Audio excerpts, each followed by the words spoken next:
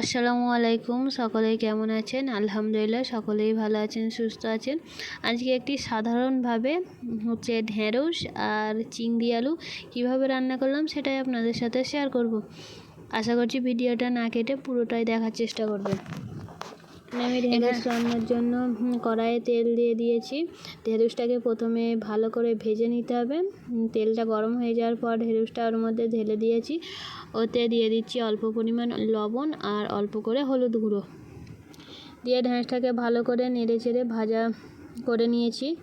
এরপরে ঢেঁড়সটা রান্নার জন্য কড়াইয়ে দিয়ে দিয়েছি তেলটা ভালো করে গরম করে নিতে হবে।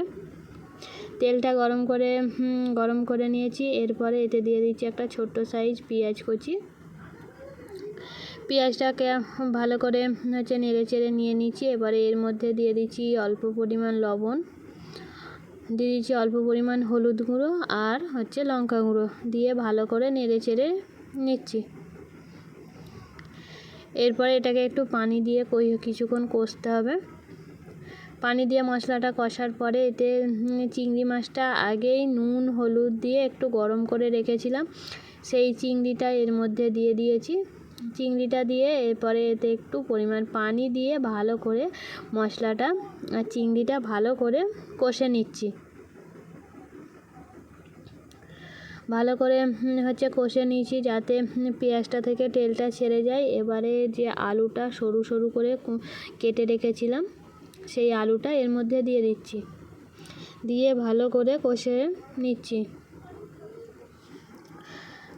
কিছুক্ষণ আলু আর চিংড়ি একসাথে কষার পরে এতে পরিমাণ মতো পানি দিয়ে দিচ্ছি যাতে আলুটা ভালো করে সেদ্ধ হয়ে যায়। পানি দিয়ে এটাকে ঢাকনা দিয়ে চাপা দিয়ে দেবো।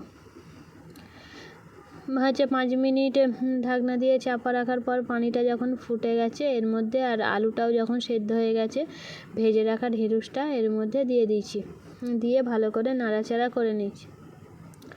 কিছুক্ষণ নাড়াচাড়ার পর যখন পানিটা পুরোপুরি শুকিয়ে গেছে এরপরে এতে ধনিয়া গুঁড়ো দিয়ে এটাকে নামিয়ে নেব। দেখুন আমাদের তরকারি রেডি হয়ে গেছে, কত সুন্দর হয়েছে। এটি তো গরম ভাতে খেতে খুবই ভালো লাগবে। ভিডিও এই পর্যন্ত, দেখা হবে পরের ভিডিওয়। আল্লাহ হাফেজ, সকলে ভালো থাকবেন।